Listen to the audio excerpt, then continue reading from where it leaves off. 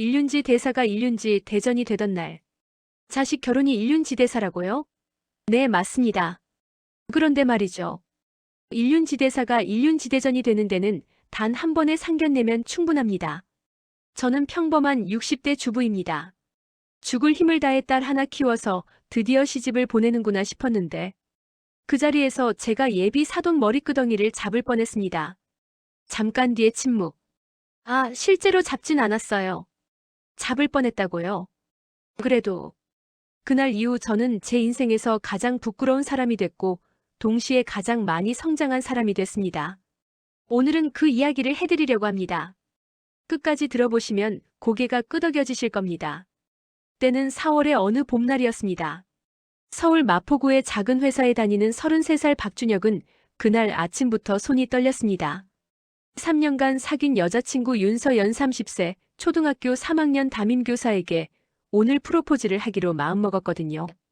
준혁은 서연이 딸기 아이스크림을 제일 좋아한다는 걸 알고 있었습니다. 그래서 친한 친구가 운영하는 홍대 근처 디저트 카페에 부탁해서 아이스크림 한가운데에 반지를 숨겨달라고 했죠. 영화에서 보던 그거 있잖아요. 디저트에 반지 숨기는 거요. 친구는 웃으면서 해주겠다고 했습니다. 그런데 문제가 생겼습니다. 서연은 그날따라 유독 배가 고팠던 모양입니다. 아이스크림이 나오자마자 어머 딸기다 하면서 숟가락으로 크게 한 입을 떠넣었습니다. 잠깐만. 준혁이 소리치는 순간 서연이 기침을 시작했습니다. 처음엔 그냥 기침인 줄 알았는데 점점 심해지더니 얼굴이 빨개지기 시작했습니다. 결국 두 사람은 로맨틱한 프로포즈 대신 응급실로 직행했습니다. 엑스레이 결과 반지는 무사히 위장에 안착해 있었고 의사는 자연스럽게 배출될 겁니다라며 무덤덤하게 말했습니다. 서연은 링거를 맞으면서 눈물이 그렁그렁한 눈으로 준혁을 바라봤습니다. 준혁은 링거 침대 옆에 무릎을 꿇었습니다. 서연아. 나 원래 분위기 있게 하려고 했는데 이렇게 됐다. 미안해. 그래도 내가 하고 싶은 말은 변함없어. 평생 내 옆에 있고 싶어. 나랑 결혼해 줄래? 서연은 한참을 울다가 고개를 끄덕였습니다. 그게 시작이었습니다. 아름다운 시작. 그리고 폭풍의 전조. 서연의 어머니 59세 최영수는 딸에게서 전화를 받자마자 가슴이 두근거렸습니다. 그런데 기쁨보다 먼저 든 감정은 솔직히 말하면 긴장감이었습니다. 최영수는 혼자 몸으로 두 딸을 키운 사람입니다. 남편은 둘째 딸이 6살 때 교통사고로 세상을 떴습니다. 그 이후로 20년 넘게 혼자 식당을 운영하며 애들을 키웠죠. 큰딸 서진 34세는 5년 전에 성형외과 의사 남편에게 시집을 보냈습니다. 그게 영순의 최대 자랑이었습니다. 동네 계모임에서도 친구들 모임에서도 늘 꺼내는 이야기였습니다. 우리 큰 사위가 의사거든. 그런 영순의 눈에 둘째 사위 후보 박준혁은 솔직히 평범했습니다. 중소기업 과장, 전세 아파트. 부모님은 충청도 시골에서 농사 짓는 분들. 영수는 즉시 행동에 나섰습니다. 서연 모르게 준혁의 회사 이름을 검색하고 연봉 수준을 확인하고 동네 부동산에 전화해서 준혁이 사는 아파트 전세 시세까지 알아봤습니다. 그리고 가장 결정적인 정보 하나를 캐냈습니다. 준혁의 부모님이 재산을 사회에 기부하겠다는 약속을 이미 했다는 이야기였습니다. 충청도 지역 신문 기사에 아주 작게 나와 있는 내용이었는데 영순의 눈에는 그게 아들한테 재산 안 준다는 선언으로 읽혔습니다. 이러면 안 되는데. 영수는 혼잣말을 되풀이하며 준혁의 카카오톡 프로필 사진을 한참 들여다봤습니다. 그 무렵 준혁의 어머니 62세 박명자 씨도 나름대로 분주했습니다. 박명자는 충청남도 논산에서 남편과 함께 과수원을 하는 분이었습니다. 배농사로 30년을 살았고 자식들이 도시에서 잘 사는 것만이 소원이었습니다. 준혁이 서울에서 회사를 다니고 있는 것만으로도 대견했습니다. 그런데 며느리 후보를 알아보고 나니 마음 한편이 편치 않았습니다. 서연의 외갓집 쪽 분위기가 좀 복잡하다는 소문이 들려왔거든요. 사실 소문이라기보다는 서연의 언니 서진이 요즘 부부 사이가 좋지 않다는 이야기를 아는 사람을 통해 전해 들은 것이었습니다. 명자는 그게 마음에 걸렸습니다. 준혁아, 그 집 분위기는 어때? 장모될 분은 어떤 분이야? 준혁은 아직 인사도 드리기 전이라 모른다고 했습니다. 명자는 조심스럽게 말했습니다. 좋은 분이면 좋겠다. 그냥 좋은 분이면 좋겠어. 두 집안의 첫 만남은 준혁의 어머니 명자가 상경하면서 이루어졌습니다. 서울 서대문구의 한 한정식 레스토랑. 자리는 준혁이 예약했고 비용도 준혁이 냈습니다. 명자는 두 손에 논산배를 한 박스 들고 왔습니다. 직접 키운 거예요. 맛있어요. 영수는 그 배박스를 보는 순간 속으로 탄식했습니다. 상견례 자리에 배박스라니. 물론 입으로는 어머 감사합니다라고 했습니다. 인사가 끝나고 음식이 나오기 시작하면서부터 두 어머니 사이의 공기가 미묘하게 달라졌습니다. 먼저 포문을 연 것은 영순이었습니다. 준혁 씨, 지금 전세 사신다고요? 준혁이 네, 은평구 쪽이요라고 대답하자 영순이 자연스럽게 시어머니 명자를 바라봤습니다. 어머니 결혼하면 아이들 신혼집은 어떻게 생각하고 계세요? 명자는 잠시 멈췄다가 솔직하게 말했습니다. 저희가 넉넉한 형편이 아니라서요. 아이들이 힘을 합쳐서 마련해야 할 것 같아요. 영순의 표정이 순간 굳었지만 금방 미소로 덮었습니다. 그렇군요. 뭐 요즘 세상에 부모 도움으로 집 사는 게 어디 쉬운 일이겠어요. 말은 이해하는 척이었지만 그 안에 담긴 뜻은 달랐습니다. 명자도 느꼈습니다. 그리고 더 이상 말을 잇지 않았습니다. 식사가 끝날 즈음 영순이 핵심 발언을 꺼냈습니다. 어머니, 한 가지만 여쭤봐도 될까요? 시어른들이 재산을 사회에 기부하신다는 얘기를 들었는데 그게 사실인가요? 테이블이 조용해졌습니다. 명자의 남편 65세 박재현이 조심스럽게 답했습니다. 네, 저희가 살아온 게 농촌 덕분이라 나중에 과수원 정리하게 되면 지역 장학재단에 기부하려고 생각하고 있어요. 영순이 물을 한 모금 마셨습니다. 그리고 말했습니다. 아, 그렇군요. 훌륭한 생각이세요. 근데 그러면 준혁 씨한테는 재산이 없는 거네요? 명자의 눈이 가늘어졌습니다. 자식한테 물려줄 재산이 많지 않은 건 사실이에요. 하지만 준혁이가 성실한 아이예요.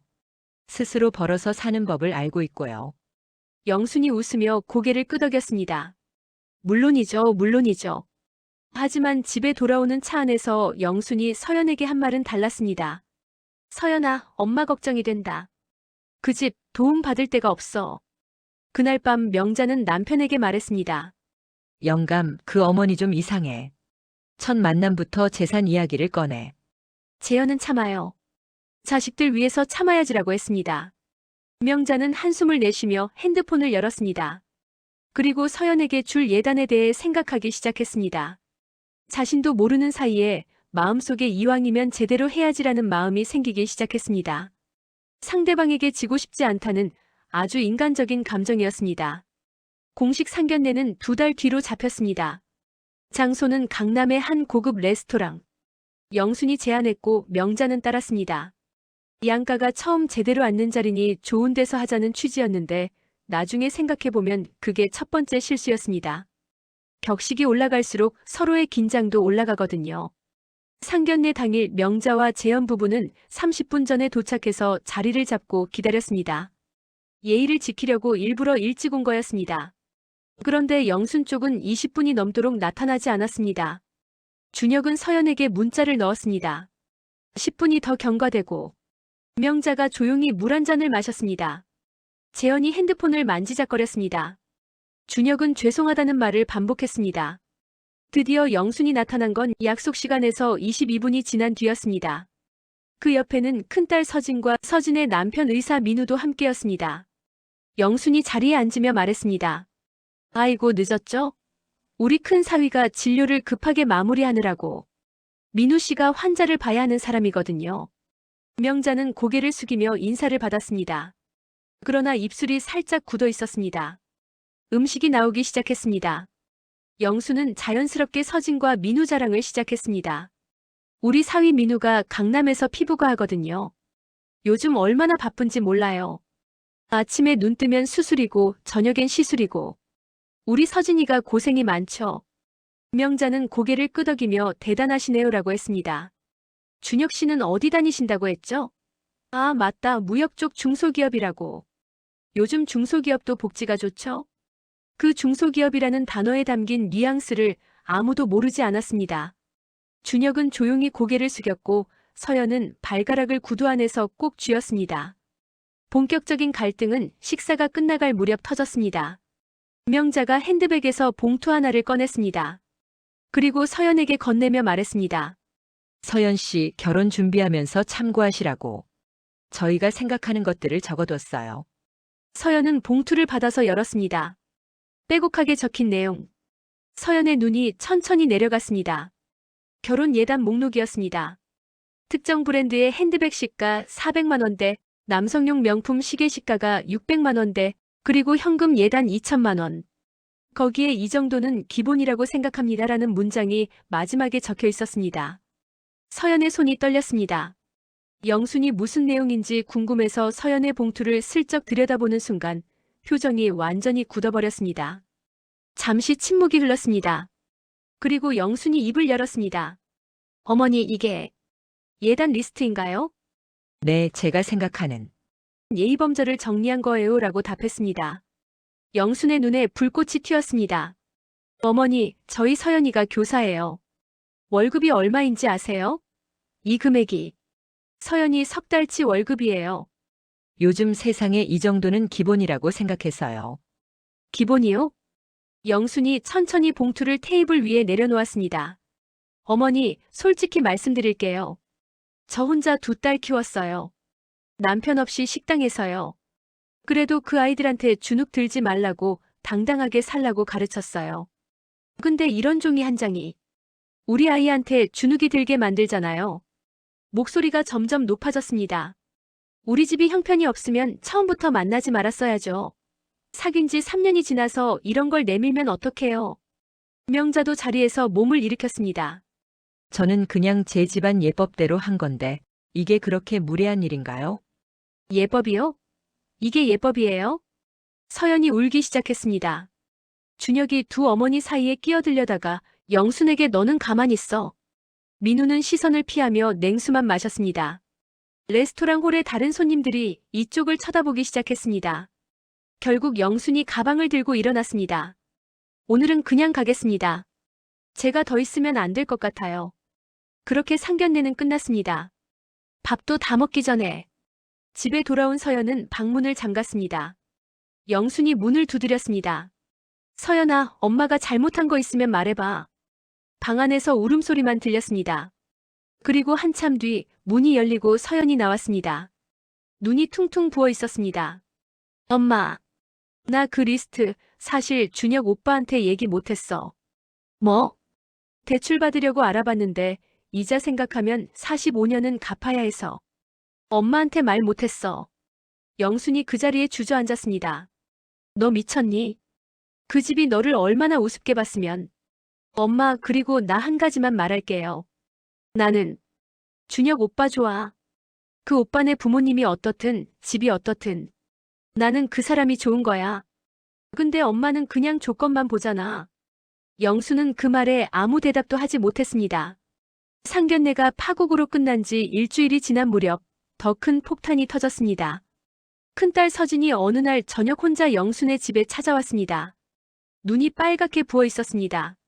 엄마, 왜? 무슨 일이야? 서진이 말을 꺼내는데 한참이 걸렸습니다. 민우 씨가 바람을 피우고 있어. 영순의 머릿속이 하얘졌습니다. 뭐? 그게 무슨 소리야? 몇 달 전부터 이상하다 했는데 핸드폰에서 봤어. 확실해. 영수는 그 자리에서 1시간을 울었습니다. 그리고 분노했습니다. 그 분노는 민우를 향하기도 했고 자신을 향하기도 했습니다. 내가 뭘 위해 그렇게 사위 직업만 봤나? 그 사람이 좋은 사람인지는 왜 안 봤나? 그 무렵 준혁과 서연도 위기였습니다. 준혁은 자신의 어머니가 예단 리스트를 내민 사건 이후 서연에게 연락을 잘 못하고 있었습니다. 미안하고 창피하고 어떻게 해야 할지 몰랐습니다. 명자는 내가 뭘 잘못했느냐는 입장이었고 재현은 아무 말도 하지 않았습니다. 서연도 마찬가지였습니다. 엄마가 상견례 자리에서 그렇게 나온 게 창피했고 자신도 힘들었습니다. 직장에서도 집에서도 혼자 버티고 있었습니다. 어느 날 밤 준혁이 서연에게 전화를 걸었습니다. 서연아, 우리 어떻게 할까? 서연이 조용히 물었습니다. 어떻게 하고 싶어?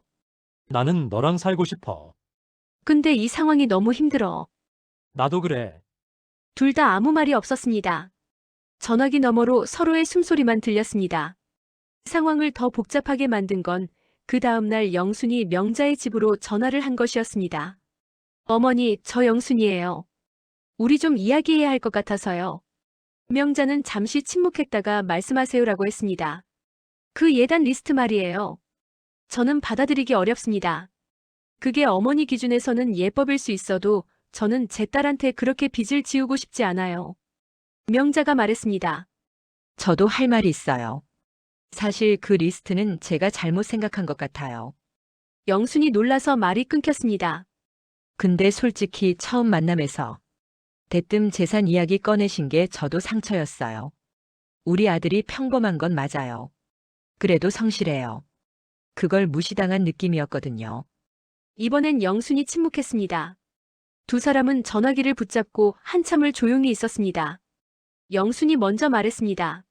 어머니, 제가 먼저 재산 이야기 꺼낸 건 제가 겁이 났던 것 같아요. 혼자 키운 딸이 혹시 고생할까봐. 그러니까 무기가 필요했던 거예요, 저한테는.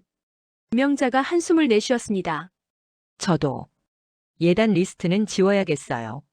제가 뭔가 오기가 생겼던 것 같아요. 이 집에 지면 안 된다는 마음이요. 하지만 이 화해의 기운도 현실 앞에서 흔들렸습니다. 준혁과 서연은 결국 잠깐 멈추자는 결론을 내렸습니다. 서연이 먼저 말을 꺼냈습니다. 준혁 오빠, 우리 지금 당장은 너무 힘드니까 조금 쉬자. 준혁은 그 말이 이별인지 휴식인지 구분이 안 됐습니다. 얼마나? 모르겠어. 준혁이 전화를 끊고 나서 처음으로 혼자 엉엉 울었습니다. 영수는 그 소식을 들은 날 밤 주방에서 혼자 설거지를 하면서 생각했습니다. 내가 뭘 한 거지? 딸을 지키려다가 딸의 사랑을 밀어낸 건 아닐까? 두 사람이 연락이 끊긴 지 3주가 지났을 때였습니다. 서연이 퇴근 빙판길에서 미끄러져 손목 골절상을 입었습니다. 큰 사고는 아니었지만 깁스를 해야 했고 며칠 입원이 필요했습니다. 병원에서 영순이 딸의 손을 잡고 있을 때 병실 문이 열렸습니다. 준혁이었습니다. 숨이 반쯤 넘어간 표정으로 서 있었습니다. 뛰어온 것 같았습니다. 얼굴이 빨갰습니다. 서연아. 서연이 울었습니다. 준혁도 울었습니다. 영수는 자리를 비켜주려다가 그냥 서 있었습니다. 두 사람이 손을 잡는 걸 봤습니다. 아, 이 아이가 이 사람을 좋아하는구나. 내가 봐왔던 것보다 훨씬 더. 그날 밤 영수는 명자에게 문자를 보냈습니다. 어머니, 저 영순이에요. 우리 서연이가 다쳐서 입원했어요. 걱정하실까봐 알려드려요. 몇 분 뒤 명자에게서 전화가 왔습니다. 많이 다쳤어요? 제가 올라가야 하나요? 괜찮아요, 어머니. 준혁 씨가 왔어요. 잠시 침묵이 흐른 뒤 명자가 말했습니다. 그 아이가 갔군요. 네. 또 침묵. 명자가 조심스럽게 말했습니다. 영순 씨, 저 솔직하게 한 말씀 드려도 될까요? 말씀하세요. 저 그 예단 리스트, 사실은 제가 무서워서 만든 거예요. 서연 씨가 우리 집에 와서 이 집이 별것 없네라고 생각할까봐. 그래서 우리도 격식이 있다는 걸 보여주고 싶었던 거예요. 완전히 잘못된 방식으로요. 영순이 콧등이 찡해졌습니다. 저도요, 어머니. 저도 재산 이야기 먼저 꺼낸 게 무서워서였어요. 혼자 키운 딸이 시집가서 고생하면 내가 너무 미안할 것 같아서요. 근데 그게 그냥 제 두려움이었지 준혁 씨한테는 상처였겠죠. 전화기 너머에서 둘 다 한참 아무 말이 없었습니다. 영순이 먼저 입을 열었습니다. 어머니, 우리 한번 만나요. 둘이서만. 아이들 빼고. 일주일 뒤 두 어머니는 병원 근처의 허름한 칼국수집에서 만났습니다. 고급 레스토랑도 아니고 한정식집도 아니었습니다. 그냥 국물이 끓고 있는 작은 식당이었습니다. 영순이 먼저 도착해서 자리를 잡고 있었고 명자가 논산산 사과를 한 봉지 들고 들어왔습니다. 이거 또 촌스럽죠? 영순이 웃었습니다. 처음으로 진심으로 웃었습니다. 어머니, 저 이거 엄청 좋아해요. 사과. 두 사람은 국수를 먹으면서 처음으로 아이들 이야기가 아닌 자기 이야기를 했습니다. 명자가 말했습니다. 저는 논산에서 30년 배농사 지었어요. 남들한테 인정받은 게 별로 없었거든요. 그러니까 며느리한테도 우리 집이 별거 없어도 격식은 있다는 걸 보여주고 싶었나 봐요. 진짜 쪽팔리는 얘기죠? 영순이 고개를 저었습니다. 저도 똑같아요. 남편 없이 혼자 키웠으니까 늘 내 딸이 기죽으면 안 된다는 생각뿐이었어요. 근데 딸한테 물어봤어요. 엄마 때문에 기죽은 적 있냐고. 알아요, 뭐라고 했는지. 뭐라고요? 엄마가 기죽인 거야 라고 하더라고요. 두 사람이 동시에 웃었습니다. 그리고 동시에 눈물을 닦았습니다. 준혁과 서연은 깁스를 푼 날 함께 산책을 나갔습니다. 한강변이었습니다. 서울의 4월 저녁은 쌀쌀했고 두 사람은 나란히 걸었습니다. 서연이 먼저 말했습니다. 오빠, 나 솔직히 말할게. 겁났어. 우리 엄마들이 계속 싸우면 우리도 버틸 수 없을 것 같아서. 준혁이 고개를 끄덕였습니다. 나도 그랬어. 근데 있잖아. 어제 어머니한테 전화했더니 우리 어머니가 그런 말씀 하시더라. 내가 잘못했다. 서연 씨한테 사과해야겠다고. 서연이 걸음을 멈췄습니다. 진짜? 응. 어머니가 되게 많이 우셨어. 나도 처음 봤어. 어머니 그렇게 우시는 거. 서연이 다시 걷기 시작했습니다. 이번엔 준혁 팔짱을 끼면서 우리 엄마도 사실 많이 울었어. 혼자. 잠시 침묵이 흘렀습니다. 작은 카페 안 준혁이 말했습니다. 서연아, 나 생각 있는데. 우리 작게 하자. 결혼식. 예단도 필요 없고 아파트도 지금 당장 아니어도 돼. 단칸방이라도 우리 둘이 시작하면 안 돼. 서연이 작게 웃었습니다. 오빠, 그거 알아? 나 그 말 듣고 싶었어. 계속. 결혼식은 예상보다 훨씬 작게 치러졌습니다. 서울 마포구의 작은 성당. 하객은 가족과 친한 친구들 합쳐서 50명 남짓. 드레스는 서연이 직접 고른 심플한 실크 원피스였고 부케는 손꽃집에서 만들었습니다. 영순이 딸의 손을 잡고 성당 문 앞에 서서 말했습니다. 서연아, 엄마가 미안해. 내 행복을 위한다면서 내 사람을 봐야 했는데 조건만 봤어. 서연이 엄마 손을 꼭 쥐었습니다. 엄마, 나 행복해. 진짜로. 영순의 눈에서 눈물이 흘렀습니다. 화장이 번졌지만 닿지 않았습니다. 명자는 하객석에 앉아서 두 사람이 서로의 손을 잡고 서 있는 걸 바라봤습니다. 그리고 남편 재현이 손을 잡았습니다. 영감, 우리가 결혼할 때 생각나? 당연하지. 너네 어머니가 나 엄청 싫어하셨잖아. 근데 지금은? 지금은 우리 잘 살잖아. 명자가 웃었습니다. 식이 끝나고 피로연에서 영순과 명자가 나란히 앉았습니다. 처음으로 자연스럽게 영순이 사과 주스를 건네며 말했습니다. 어머니, 사부인이라고 불러도 될까요? 명자가 잔을 받으며 웃었습니다. 진작 그렇게 부르시지.